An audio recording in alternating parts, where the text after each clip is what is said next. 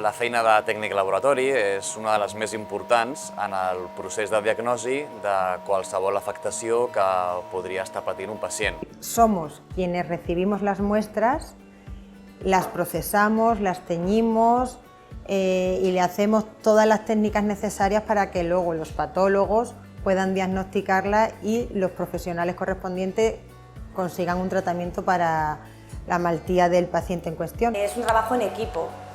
Es decir, tienes que trabajar pues, con tus compañeros de radiología, tienes que trabajar con enfermería, con secretaría, con radiólogos, con traumatólogos. Desarrollas constantemente la capacidad de seguir aprendiendo porque como van saliendo aparatos nuevos, pues claro, tienes que estar al día.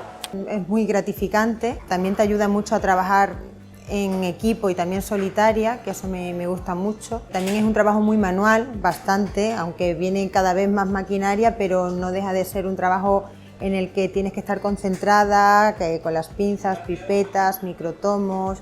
Nosaltres som els encarregats de manipular directament les mostres, sotmetent-les a qualsevol tipus de tractament que ens permeti obtenir el resultat final, sent aquest resultat final una quantificació d'un anèl·lid, una absència o presència d'aquell anèl·lid o qualsevol altre resultat que ens permeti ajudar a la diagnosi del pacient i saber què li pot estar passant. Oblidem que darrere de cadascun dels tubs, darrere de cadascun de les mostres, hi ha un pacient.